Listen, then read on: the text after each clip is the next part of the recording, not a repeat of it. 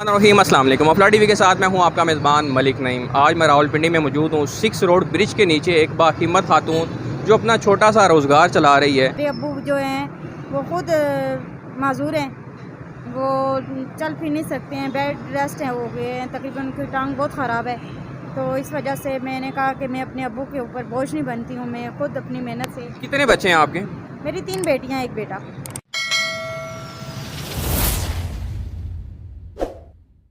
रहीम अस्सलाम वालेकुम। अफला टीवी के साथ मैं हूं आपका मेज़बान मलिक नईम। आज मैं रावलपिंडी में मौजूद हूं। 6 रोड ब्रिज के नीचे एक बाहिम्मत खातून जो अपना छोटा सा रोज़गार चला रही है। ऐसे क्या हालात बने, मैं इनसे बात करूँगा अभी। अस्सलाम वालेकुम। वालेकुम सलाम। कैसे हैं आप? ठीक हैं? जी अल्हम्दुलिल्लाह। इस दौर में जहाँ पे औरतों का घर से बाहर निकलना इतना मुश्किल है और आप यहाँ पे इस 6 रोड ब्रिज के नीचे अपना रोज़गार चला रही हैं, कैसे मैनेज करती हैं? क्या हालात बने?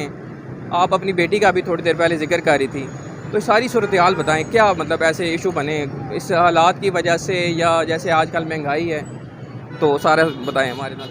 असल में घर के हालात कुछ ठीक नहीं थे, जिस वजह से मैंने ये स्टेप लिया था। और मैं अपनी फैमिली से थोड़ा हस्बैंड से अलग होती हूँ, इस वजह से वो हमारे साथ नहीं होते, बच्चों के साथ होती मैं, इसलिए मैंने ये स्टेप लिया काम करने का। और जाहिर सी बात है, ये काम करके घर के खर्चात, बच्चों के सारे खर्चात, और ये वो आपको पता है घर के रेंट सब कुछ, मसलन आजकल जो है हर तरह की महंगाई भी हो चुकी है।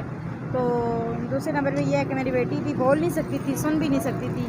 उसके ऑपरेशन का भी डॉक्टर बहुत ज़्यादा बता रहे थे कि 20 से 25 लाख रुपया।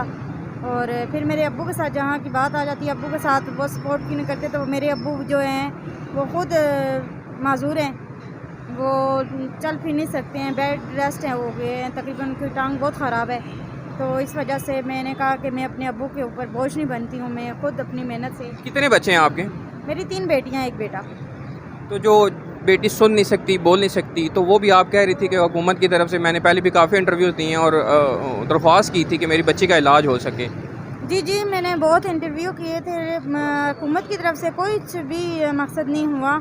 मैं यही चाह रही थी कि मेरी बच्ची का ऑपरेशन हो जाए, लेकिन उस इंटरव्यू से कोई असर नहीं हुआ। लेकिन हैं कुछ भाई ऐसे जिन्होंने थोड़ी बहुत मुझे हेल्प की। मैं अपने बच्चों को उसको डिवाइस वगैरह लगी थी, लेकिन वो उस पर काम नहीं करती, क्योंकि उसकी सुनात बिल्कुल नहीं है, और उसका ऑपरेशन के अलावा कोई भी और चारा नहीं है। तो ये है कि अब मेरे अब्बू हैं, जैसे उनकी टांग बिल्कुल ख़राब है, उनके पाँव बिल्कुल ख़राब हो चुके हैं। तो मैं चाहती हूँ कि मेरे अब्बू का ऑपरेशन किसी न किसी तरह मेरे अब्बू का ऑपरेशन हो जाए। बाकी मैं अपना और अपने बच्चों के लिए यहाँ से जब काम करती हूँ, तो अल्हम्दुलिल्लाह अल्लाह ताला मुझे यहीं से मेरा रिज़्क़ अता करते हैं। अच्छा, मुझे बताएं, एक औरत का घर से बाहर निकलना और काम करना ये बहुत मुश्किल है हमारे इस माहौल में। तो क्या जब यहाँ पे आप बैठती हैं, मर्द भी आते होंगे खाना खाने के लिए जैसे आप ये, और तो कोई ऐसे को खुदा न खास्ता कोई ऐसे आज वाक़या हुआ है कि गलत बात की हो, वोटिंग की हो, ऐसा भी होता है? नहीं, शुक्र है अल्लाह का, अल्हम्दुलिल्लाह। हमारे मुल्क में कहते हैं कि औरत को इज़्ज़त नहीं दी जाती, लेकिन मैं कहती हूँ हमारे जो पाकिस्तान में औरत को इज़्ज़त बहुत दी जाती है, बहुत इस माशरे में। और क्या चाहिए कि मैं ख़ुद अकेली रात को 1-2 बजे तक भी मैं यहाँ पे स्टॉल लगा रहती हूँ। मुझे आज तक ना ही कभी इस तरह गलत किसी ने नज़र से देखा है, और ना ही कोई गलत बात की है। हर बंदा अप्रिशिएट करता है, अच्छे तरीके से बात करता है, बहन करके बेटी करके बुलाता है। तो हर बंदा यही कहता है कि आप खुद अगर अच्छे तरीके से किसी को रिस्पॉन्स देंगे, तो वो अगला बंदा कभी भी गलत बात नहीं करेगा। आपने स्टेप उठाया, ये सारा मतलब मैनेज किया, उसके बाद आप बता रही थी कि चोरी हो गया था सामान पिछले दिनों में। जी, मेरा ये स्टॉल किसी ने सेल कर दिया था, सेल आउट ईद के 3-4 दिन बाद। तो ये यहाँ से उठवाया गया, सब कुछ सेल कर दिया गया। पर यह है कि पुलिस वालों की सपोर्ट से मुझे मिल गया दोबारा। वो बंदा नहीं मिला जिसने सेल किया था, लेकिन काफ़ी सामान जो इसमें नहीं है वो खुद ही उसने सेल कर दिया यहाँ से पड़ा। हाँ, यहाँ से उठा के ईद के 4-5 दिनों के बाद ये बंद इसी तरह किसी ने उठा के सेल कर दिया, सारा सामान वगैरह, बर्तन सब कुछ।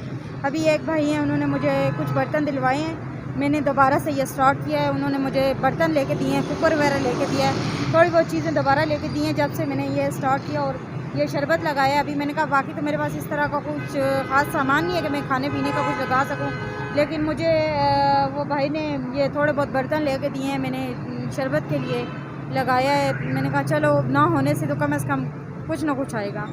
अल्लाह पाक आपके लिए आसानियाँ पैदा करे। अगर कोई भाई आपकी मदद करना चाहे तो उस हवाले से आप क्या चाहती हैं, आपका नंबर जो है वो स्क्रीन पे लगा दिया जाए या कमेंट्स में लगा दिए, ऐसा कोई इशू तो नहीं है? जी, मैं ज़रूर कहती हूँ कि मेरा नंबर आप मेरा नंबर स्क्रीन पे लगाइएगा ज़रूर, और कमेंट्स में भी दे दीजिएगा। तो अगर कोई हेल्प करना चाहे मेरे अब्बू के लिए, तो मेरी बच्ची के लिए, तो मैं उनसे शुक्रगुज़ार होंगी उनका। और मेरा ये काम चले, मैं सबसे ये रिक्वेस्ट करती हूँ कि आप आएँ। मेरे पास कुछ भी नहीं है, और दाल चावल होते हैं और ये शरबत होता है, थोड़ा बहुत खाना खाएंगे तो मुझे बस यही मेरे लिए बहुत है, ये सपोर्ट मेरे लिए काफ़ी है। चलें, बहुत शुक्रिया आपका। नाज़रीन, आप देख सकते हैं एक बाहिम्मत खातून जो रावलपिंडी 6 रोड के ब्रिज के नीचे एक छोटा सा रोज़गार चला रही थी, और एक इनके साथ इंसिडेंट भी हुआ था। मैं पिछले कुछ दिन से आ रहा था इनका इंटरव्यू करने के लिए, और जब पता चला कि ये किसी ने दिया, सेल करवा दिया। लेकिन अगर इनकी कोई हेल्प करना चाहता है, नीचे कमेंट्स में नंबर मैं कोशिश करूँगा दे दूँ, तो अगर कोई हेल्प करना चाहता है तो इनके नंबर में खुद रब्ता कर सकता है। जायज़ कैश बना हुआ है आपका? इजी पैसा। इजी पैसा। चलें, इसी के साथ आपका मेज़बान मलिक नईम आपसे इजाज़त चाहता है। अल्लाह हाफिज़।